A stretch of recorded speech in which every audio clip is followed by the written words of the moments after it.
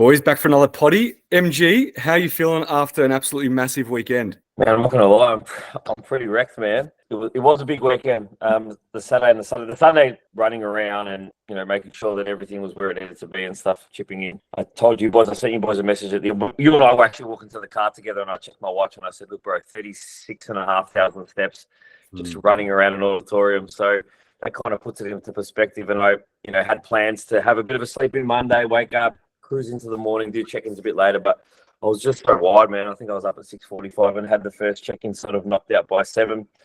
But the body's definitely sort of saying time to just chill out a little bit.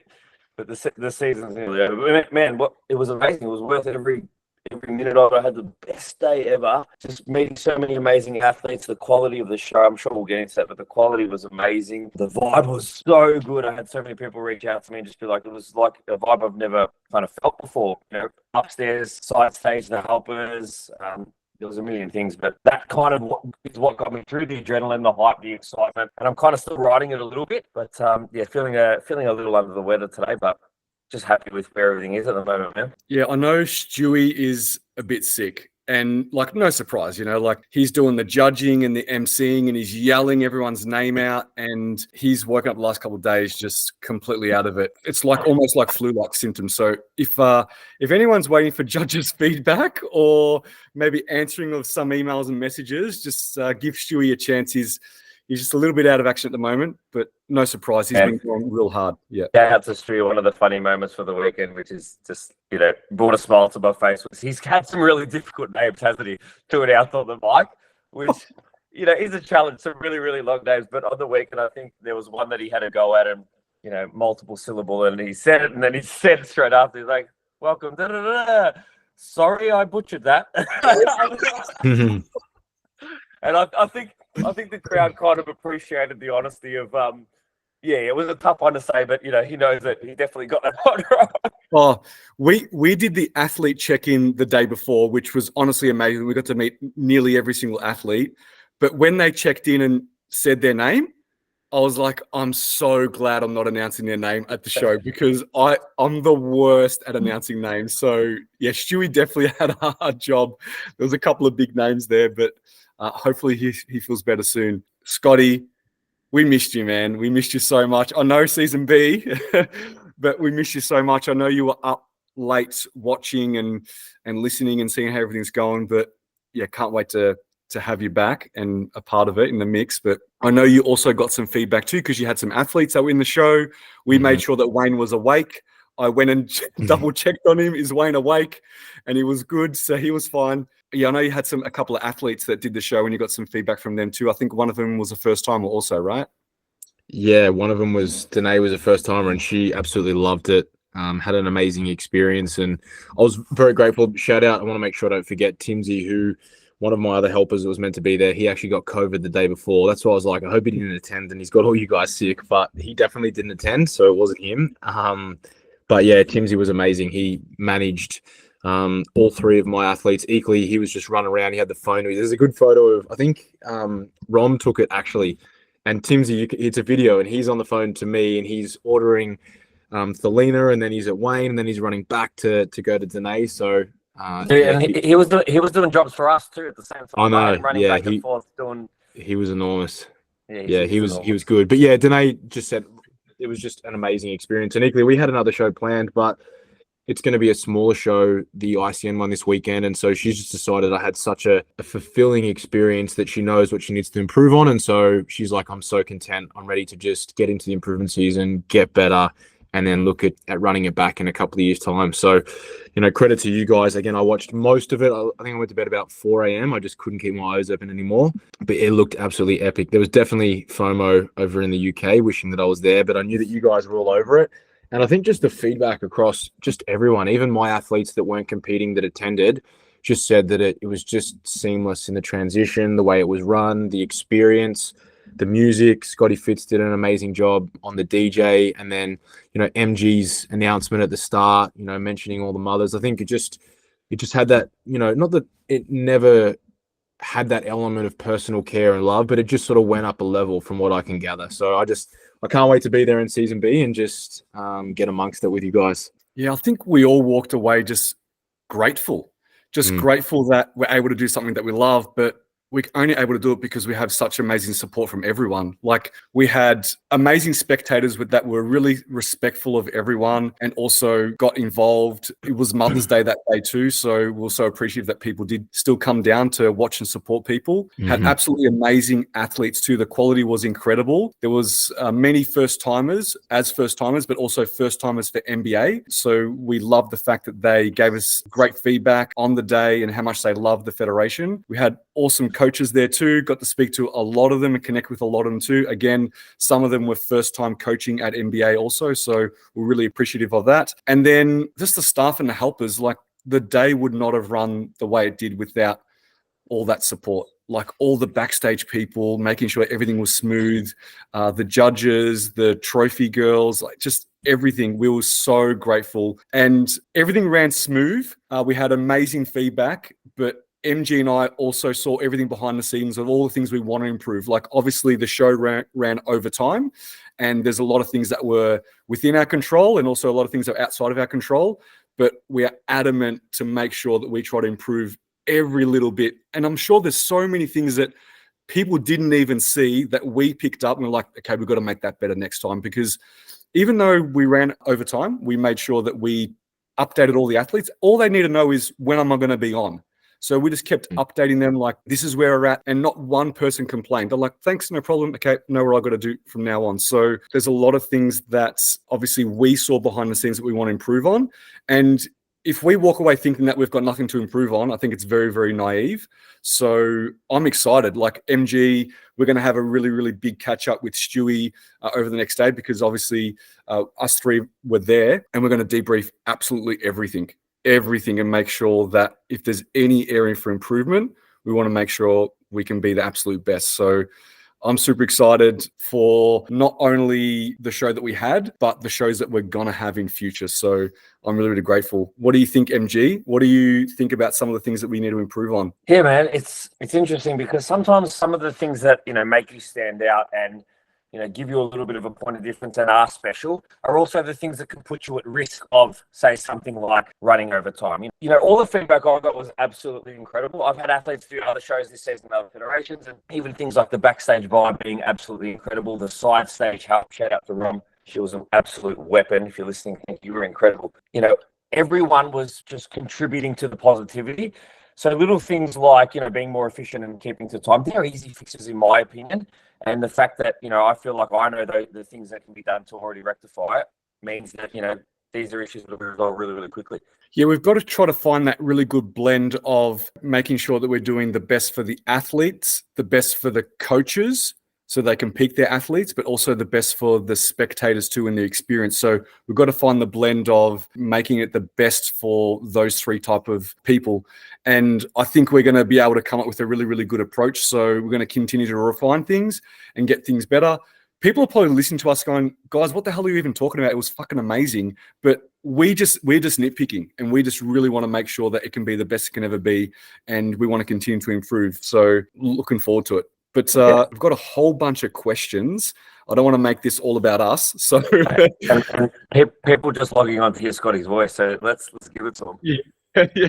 Don't know about that. I want to cover this first one. So what are your pet peeves from athletes and coaches as a federation boss? I suppose for me, if you're backstage and, things are, potentially not running to plan, or I think being rude to staff is something that I saw on the weekend that happened once that I thought, that's probably not necessary and certainly not helpful for anyone when everyone's just trying to do their best to make the day run smoothly. People have to remember that, if you're running a show, it's certainly not in any way, shape or form beneficial for a federation to be in that venue any longer than they have to.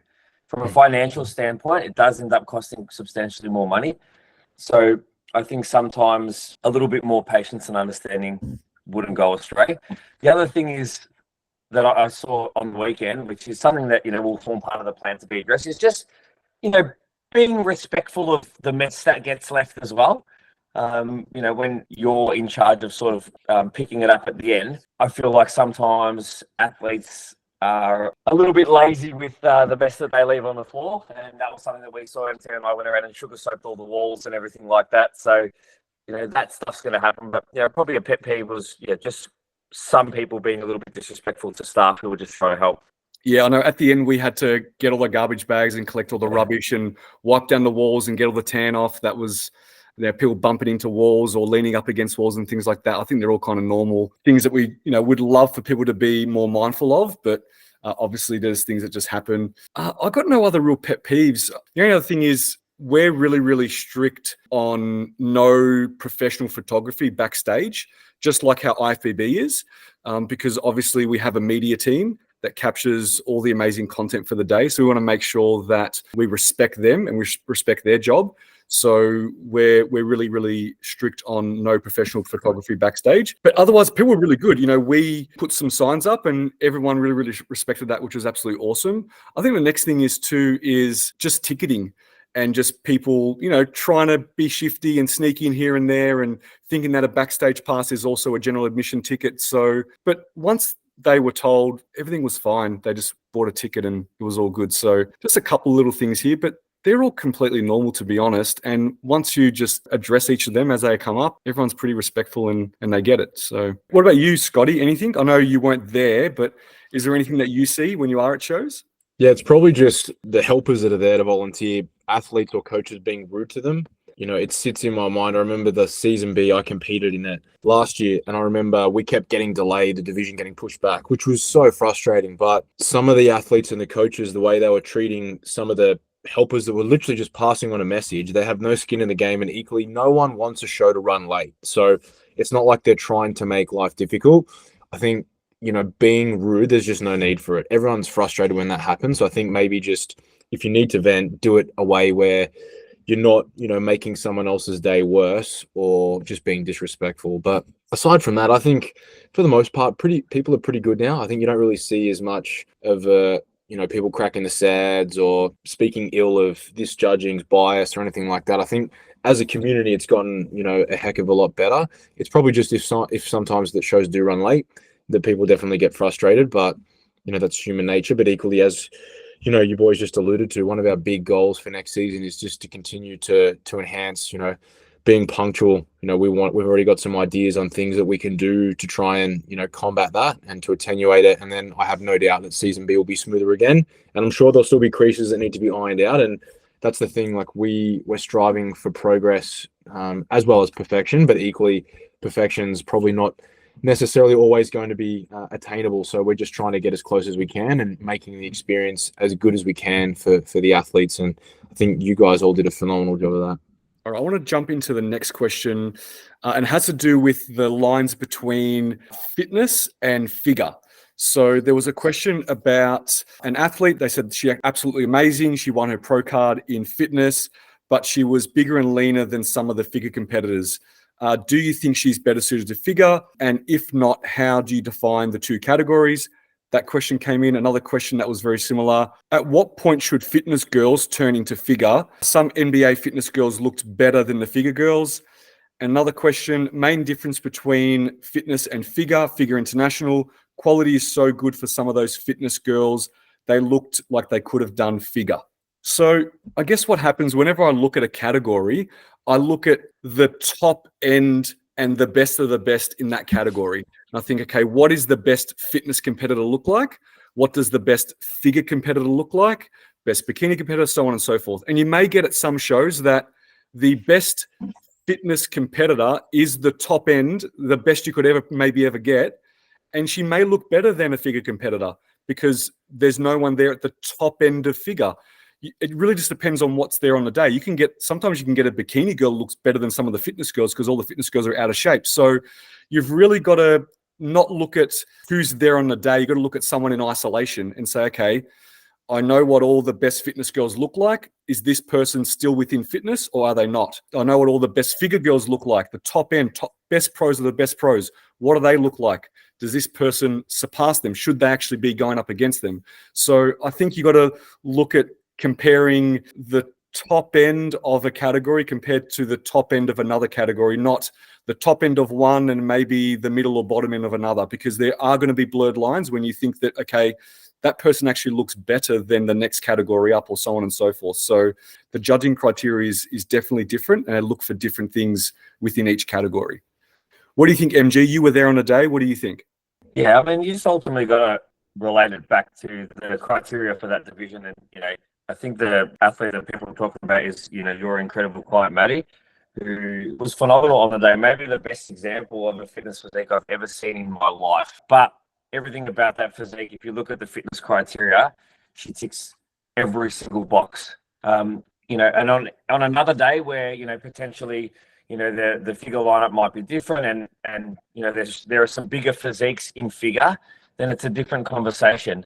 But does she tick the box for, what fitness requirements are? 100%. Would she be at the top echelon of every fitness competition as a natural globally?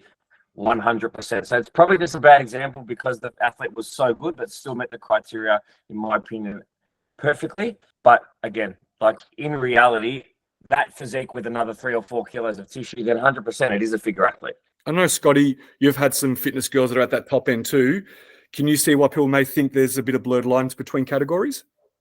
Yeah, I can. I think, and this is not to speak ill of any of the lineups, but you can only stand up and compete against who you can compete against. I'm sure if in that fitness lineup, if you put Everin, if you put Kim, if you put Amy, if you put Amanda Powell, Crystal Wright, one of my clients from a couple of years ago, all of those top overall pro card winners that are all at the very, very, very top, you put them all in that lineup and it's like, oh my gosh, that is an absolute battle.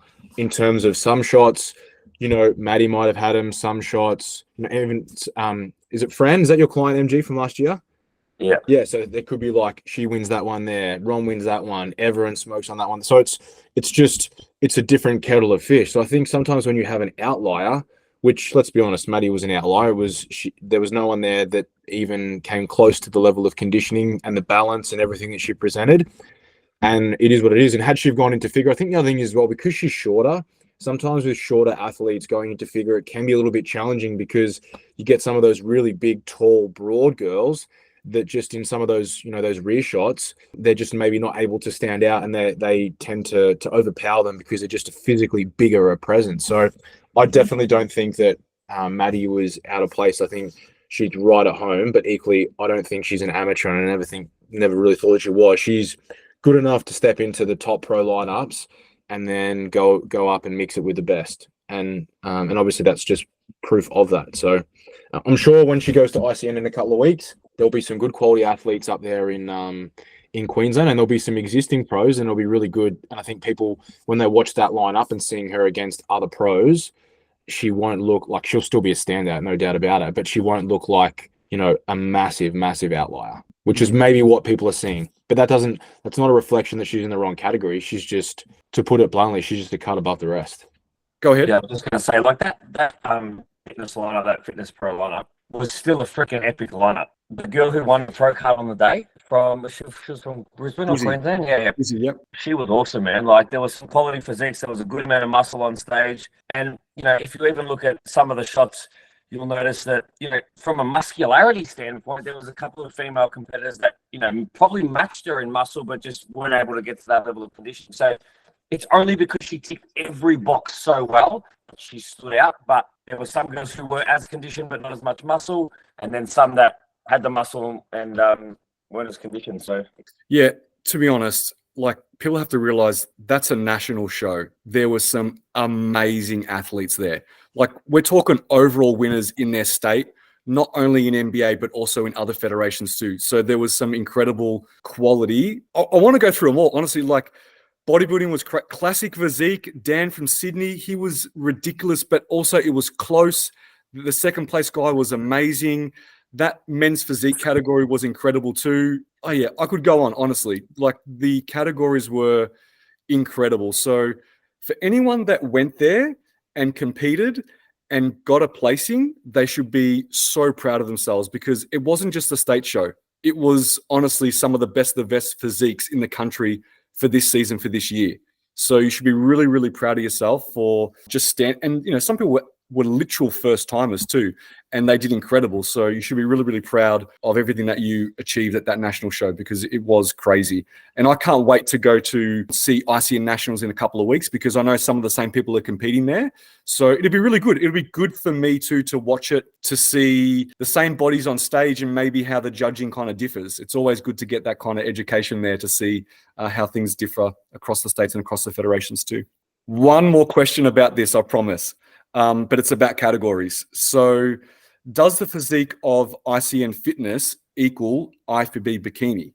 So I know there are people that are in fitness for ICN or MBA, if you want to call it, that are also transitioning or competing at the same time in IFBB Bikini. Now, not all fitness athletes suit IFBB Bikini. There's some that just don't have the right structure for IFBB, but there's some that translate very, very well across. So I wouldn't say that every ICN Fitness girl suits IFBB Bikini. There's only a certain type that have a certain structure that can fit in both. So you wouldn't make a blanket statement that translates to that. It just really depends on the individual, their shape, their proportions, their flow, and also depends on their stage presence too, because as we know, for IFBB, that plays an absolutely massive role. Anything on that, boys? Agree, 100%. Okay, do taller girls have an advantage when it comes to certain categories like bikini? I know this is why this is coming up too, because the girls that did well in bikini over the weekend and swimsuit were like super tall. I stood next to them and they were taller than me. Obviously, they were in heels, but they were super tall. MG, do you think it's an advantage in any way? No, I don't think it's an advantage. I think the girls that were tall on the weekend just had bloody quality physiques. I stood back next to them backstage and they looked incredible. I don't think it was their height that made them look incredible. I think they had really great glutes and really great shoulders, and it translated to a small waist. But I mean, the overall winner was not one of the tall girls anyway, so I don't think it's an advantage. I think for the most part, one could argue that sometimes being tall could be a little bit of a disadvantage when you talk about, having to fill out a frame a little bit more. If you look at it as an athlete that's maybe closer to 6 foot versus someone who's 5'6" or 5'7", putting on a kilo of tissue and spreading that across, using Scottish chicken fillet analogy, it's a very different ball game. So I don't think it's an advantage. I understand how on the weekend it might have looked that way. It was just that was a show that had a lot of good tall competitors. So that I feel like it was just a bit of an anomaly on the weekend and it stood out for that reason. But the girls who were tall on the weekend that did well just had incredible physiques. But remember, the overall winner was still not a tall girl. Yeah, the overall amateur winner that got her pro card, Jess, she's not a tall girl at all. Not like the other ones, definitely not at all. Yeah. All right, next one's for you, Scotty. Let's get you talking a little bit. My body fat keeps dropping, but my actual weight isn't dropping. Any ideas why this could be? My coach takes caliper measurements every week, so we know that body fat is dropping. That's a good thing, because usually that's the goal. You want to try and retain as much fat-free mass and obviously see a reduction in fat mass. But at some point, depending on where you are in your prep, like if you've just started, then maybe it's hard. I don't think skin fold calipers are the best, most accurate. Like if you're 20 kilos over stage weight, some of those skin folds are going to be a little bit skewed. The likelihood is, again, is your coach Isaac certified? Are they making sure that they're taking the folds from the exact same spot? Do they mark out the landmarks like you should? So skin folds, depending on the technician, I don't necessarily think they're gold standard. They're really good if you know what you're doing. Not saying that your coach doesn't, but that's something that I'd look at. But at some point, your weight has to come down, because if you're 10, 15 kilos over your anticipated stage weight, your weight's not just going to stay at, I don't know, let's say that is this a girl or a guy? Doesn't say. Say that it's a guy and he's 85 kilos and you think he's going to be 70. You're not just going to stay 85 kilos and then just get inside out. Even if you were having access to pharmacology, you're still probably going to see a decline. So, for the moment, maybe you're just seeing, some increase in muscle glycogen saturation. You're holding on to really good tissue, but at some point, body weight will need to come down if you're going to get leaner. It's just the process of what's going to involve. And even from a physiological perspective, it's what would unfold. So without knowing the exact specifics, I think for the moment, if you're getting away with being able to hold weight, that's great. Sometimes as well, you can lose body composition. And if you have a big session, you'll see acute periods of inflammation. And so you have some edema. But if you're like 4 weeks into prep and your weight's the same, but you're getting leaner, I think maybe you're not getting leaner. And maybe you just need to find a different approach, or equally, maybe you are. I don't know. Without seeing your photos, I think that's the thing. If you had I can see your photos, I can see your scale weight data. You could probably say whether that is occurring or whether maybe it isn't. All right, let's move on to reverse dieting question. Obviously going to be a popular topic at the moment as people come out of shows. How do you guys structure reversing for a client post-show? Straight back to predicted maintenance, then slowly increase? How do you know when to cap calories or how much body weight it should go up to? Maybe you want to start, Scotty.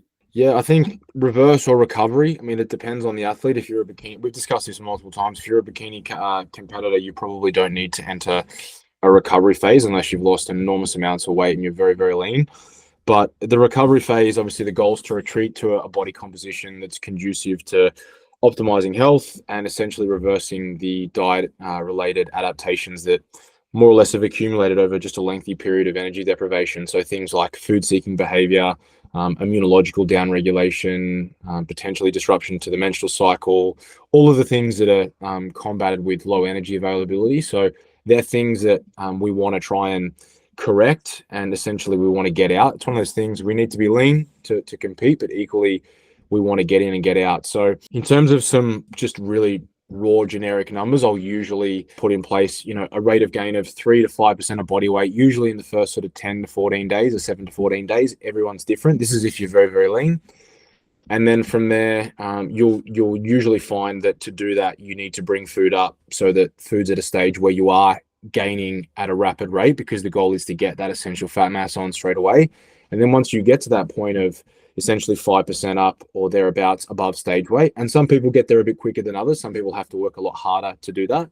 Then from there, you would usually notice a pretty acute response in terms of sleep is better, mood is better, and some of those food seeking behaviors for some may even be gone. Everyone is different. And then from there, we'll usually employ a slower rate of gain. I normally have a benchmark of around 10 to 12% above stage weight, usually at anywhere from sort of the 6 to 8 week out mark. And from that point, athletes are usually in a better position to be able to start to give them a little bit more of a control in terms of starting to be able to take the reins. A lot of my athletes prefer to still be very regimented in terms of following some nutrition and having some sort of firm guidelines, because when you are very, very lean, that element of being able to just go out for a meal or understand where satiety is can be a little bit skewed. So I think having something that's still pretty structured, especially if you think you've been in prep for 30 plus weeks, to just say, all right, cool, now I'm done. Now I'm just going to go back and flexibly diet. You might want to incorporate some pizza or have this or have that. And from a digestive perspective, you just may not be at that stage where you can tolerate that just yet. And then you end up with all sorts of gastrointestinal duress. So I think working off those numbers of roughly 3 to 5% of body weight within the first sort of 7 to 14 days, and then slowing things down from there. But again, there's times where sometimes that doesn't do it. And I've had athletes that if let's say that they're going through an overfeeding issue, or they might be, binging and resulting in binge deplete, where they're restricting themselves, then I'll usually feed them more, and then I'll just continue to increase, feed them more. Don't use the whole, okay, I want you to do some cardio to eliminate it. The body just needs to feel safe again, and everyone's set point is going to be different. Some people can get through pretty uninvasively, and others need to push a bit harder in terms of regaining a bit more. So it's usually going to depend on the individual, but they're just some basic parameters I guess you could work within. The only other part of the question I think they maybe wanted to answer to is about the calories. They said, do you go back to predicted maintenance, then slowly increase? How do you set that first jump? Well, if it's a recovery diet and you're looking to regain fat mass, maintenance isn't going to regain. I mean, you might regain some muscle glycogen, but we're not trying to restore glycogen saturation. We're trying to add more adipose tissue. So again, if you work off a premise of, kilo of mixed human tissue around 6,000 CALS, and you want them to gain, I don't know, say 2 kilos in the first week, then, you might need to add an extra 12,000 calories roughly, but it's all relative. Like I had one of my figure competitors, and I won't give exact numbers because again, people can get caught up on that, but her intakes at the back end were very low. So I didn't send her straight to 3,500, but she's had like an 800 calorie increase on what she was on. Similar to if I had someone that was dieting on 2,000 calories, they may need to go up to say 3,500. It's always going to be context dependent on the individual, but you want to use obviously the scale weight as a guide, but also using your eyes. So you should see the physique start to fade. You should see some of the lines start to dissipate. If they got shredded glutes, they're things that you would hope to see to go. But equally, you'll know as well, because cognitive function's better, mood's better, sleep's better.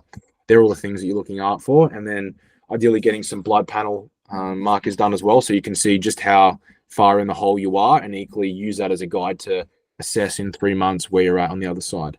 Yeah, if I was to kind of give a generic range of the first bump I give most people, it's going to sit somewhere between the 500 cal to 1,000-ish. It's going to be somewhere in there, that first kind of bump. Remember, I mostly coach smaller, lighter females. And yes, some of them are fitness athletes that are very, very lean. But compared to maybe some of the people that you coach where they're maybe bigger boys, maybe that jump is a little bit bigger. But that's kind of where I'm normally finding most people. How about you, MG? Where do you normally find that first bump? If you just give a round number of how many cals you give that first jump up to. Oh, man, like literally just to give an example of, 2 out of the 3 athletes that have gone into reverse from the weekend, one would be right at the bottom end of that range, which is basically 500. And then my physique guy basically went up 1,000, man. So pretty much bang on the money. Yeah. Okay. There you go. Okay. Let's give some people some numbers. And it's also not just about what you're feeding. It's also the expenditure. So if you've got someone that's doing cardio 6 days a week, then maybe now they're only doing it 3 days a week. And maybe it was an hour, and maybe now it's just 30 minutes or 45 minutes. And then you're gradually tapering that down as well. Yeah. And the other thing that played a part into those decisions as well was, like my bikini girl, Becky, from the weekend, we started her diet a lot earlier because, we wanted to get to a level we'd never gotten before. So she's been dieting for a lot longer. So the amount of weeks that she'd been doing it for also played a part into how aggressive I went in, because, she was feeling the effects a lot more than someone who had been dieting 8 weeks less. Yeah, definitely. Yeah. Actually, another question we got, which I think is really, really important to address is the intense hunger spoken about post-comp due to people introducing more variety and then craving more? Or is it just a side effect of increasing calorie, even if they're using the same food? One of the things that we see is even if someone is on the money, so like they are just doing everything that we ask, keep routine, schedule the same, increase their food, don't introduce new things, make sure they're not highly palatable foods, all that kind of stuff. Even though we bump their calories up by 500 or 1,000, their hunger is even more intense than what it was in prep. Do you know the reasons why, Scotty, someone might be feeling that even though you're eating more food? Well, if you think about food-seeking behavior, and it is normal that we see, hyperphagia, which is just extreme, basically unsatisfied drive to continue to consume food, and also hedonic eating, which is more or less eating for pleasure. Because you think about the one thing that you haven't been able to have a lot of, and that is food, and also the flexibility to eat what you want. For a lot of people, it's incorporating foods they haven't had. And so sometimes the food volume may be lower, but the energy density is a lot higher. But also their body doesn't have the ability to let them know when they're satiated, when to terminate a meal. When you're in the off season and you've got like 3 spoonfuls left of oats, but you're just so full from the night before, you don't feel like I have to eat that. Whereas in prep, you could have gone out, had a huge feed the night before, but you don't have the ability to shut off and say, nah, you're full, terminate the meal. You just keep eating until you get to that point where leptin is high enough that you are in a position that you don't need to have that desire to eat. So some of it is physiological, but a lot of it is also just that mental, having the one thing that you haven't been able to have. And then, and that's why I think having some stability and some control in terms of still being regimented in that period out of the contest prep, the recovery reverse phase, is still very important, because in my experience, athletes are usually on the other side of the fence a lot more efficiently and a lot better, as opposed to if they just say, oh, I'm going to run my own. In the past, when I've had people say, oh, I'm just going to do my own thing now, I'm good. And then you hear from them 3 or 4 months later, and they've got lots and lots and lots of issues, relationship with food, the excessive weight gain, digestive problems. And it's because there just wasn't that element of respect given to that period. So you still, even a week after prep, you're still in rough seas. You need to take the time. That's why you need to have a coach to steer you through those murky waters. I would say that the first 4 to 6 weeks post prep, are the most important weeks within the whole contest prep. Yeah, you want to look good, but equally, if you don't get those weeks right, you're going to have a pretty rough time, potentially 6, 12 months concluding when you get off stage. And then you're going to have to spend so much time trying to correct all those things, whether it's, relationship with food, whether it's, getting your body composition back to where you were. So you really do have to be very careful. Would you say it's more of a mental thing that's going on there when, you're in prep 1 week and you're on 0, like no food, and then you're 1 week into reverse and your food's been doubled, but your hunger is tripled? Do you think it's more so I just don't have a goal anymore? It's just more of a mental thing? Like nothing is really stopping you from eating so much because your comp is over. You're not going to get judged half naked on stage anymore. And now your goal is not as sexy. Your goal is literally don't get fat fast. That's it. Yeah, there's definitely that element, 100%. The goalposts have been moved, and you don't have that short-term why, anymore. Plus, you'll also see an increase in sometimes feeding people more. You just see expenditure go up too, because it's like you bring them back to life. They wouldn't clean the house, they wouldn't wash the car, all those things they weren't doing, and now they're doing them. And then it just continues to feed that cycle. So if you do see that happen, they're usually the ones you got to feed more. MG, what do you think are some of the biggest things that we need to try to really drill home to those competitors when they are going to the reverse? Is it things like keeping everything as similar as possible as what is in prep? Is just obviously you're doing less and you're eating more. Yeah, man. Consistency is key. I think, still planning and, prepping meals is a really big one that I'm a big advocate for, and making sure that, we speak about this regularly. Just not buying anything that's in the house that's highly palatable that you haven't had for 28, 30 weeks is likely to be eaten. But if it's not in there, it's a lot harder for it to be consumed. And that's why I always say, and this is something MT used to say a lot, back in the days, like go out with a family member or a friend, or go have a coffee, or go to a cafe. And if you want to have a slice of something, do that. But then it's done and it's gone. It's not just sitting in your house for you to be bored and go and get whenever you want. So I think that's the biggest thing. And I think just education from a coaching standpoint, pre-finishing your season, so you've got a bit of an idea as to what reverse is going to feel like, what challenges you're going to have, but equally how to implement these type of strategies to set yourself up for success. But I think the biggest one is just about what you surround yourself with and who you surround yourself with, and not allowing yourself the free for all that a lot of people do the second they walk off stage, where it's let's jam whatever I can in my mouth. That's really not setting yourself up for success. Well said. Now I know you got to go, Scotty, so we're going to finish on some more food stuff. Someone said they love having oats with their cream of rice together in their breakfast. Have you ever tried it? No, I haven't. It's an interesting combination. I had oats for breakfast this morning and cream of rice for breakfast yesterday, but couldn't imagine mixing them together. Cream of rice, I feel like it has to be on its own. Like it's got its own. Yeah, it's a weird texture, like, but even in terms of how it would mix together, I can't see it. But how would you do it, Scotty? Would you heat it all up at once? No, you couldn't. You'd have to do the cream of rice on its own, and then you'd have to mix cooked oats through it. You couldn't do them together, surely not. No, I wouldn't. I mean, the oats soak it up. Like I soak my oats and let them expand for a bit so they go soft, and then I'll cook them in the microwave. But I don't see it. But also, I mean, one of the reasons why I would not normally have oats as a pre-workout, I normally have that for breakfast because it's a bit more fiber, a bit more fat, so it digests a bit slower. Versus, cream of rice is low fiber, low fat, so it's more like that's your pre-workout or post-meal because you get it into the blood really quick. All right. Do you like cinnamon buns, MG? I mean, I reckon I might, but I just can't. I don't think I've ever had one, man. Scotty, have you? You're gluten-free, probably not. Hey, no, I haven't. I haven't had one in years. I don't even know. I'm sure they're really tasty and really nice. Yeah, I mean, I like cinnamon. You like buns? I love buns, man. All right. You got to go, don't you, Scotty? I do, bro. I got a jet. What's planned for the day? I've got to leave. We've got training. I'll be up there. I've got consults for most of the Arvo. We've got a away game this week. So organising menus, dealing with the chefs, the hotels, all that sort of stuff. So just a stock standard Tuesday, really. But it's more the 2 hour and 25 commute that I'm not overly enthused about, and it's raining. So is that how long it takes you to get there one way?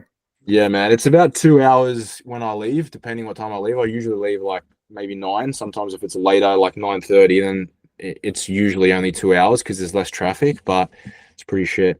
Do you listen to a potty or something on the way? Like, what do you do? Yeah, I do. Sometimes, I mean, when uni was in play, I would listen to a lot of the lectures through and through, and even then, sometimes just some of the real nerdy, like physiology ones, I would run it back again just so that it's like fully ingrained. But otherwise, yeah, I do tend to listen to some podcasts, depending on the time. Like sometimes if I have like on the way up now, it might be like I'd be able to give, it's probably too late now, but I'd usually leave about half an hour ago. I'd give Chris or someone a call, or back with daylight savings, sometimes driving home, I'd tee up a call because the time differences align with either you. I'll usually, speak to Jen at the end of the day to see how the kids were when they went to bed. And then Yeah, that's pretty much it. Some random podcasts, and then maybe just some music. Otherwise, just try and stay awake when it's super late. That's the hardest part. Yeah, that'd be hard. Coming back for that trip, coming back would be tough. Yeah, it's not ideal. It's a little bit easier now because it's later. It stays lighter later.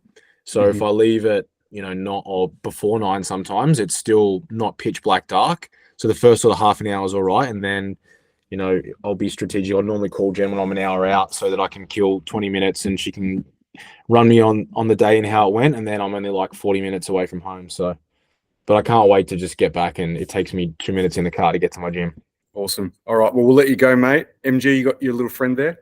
Yeah, she's been scratching at the door. So, all right, boys. Have a good day. Look forward to catching up over the next couple of days. there you guys. Take care, guys. See ya.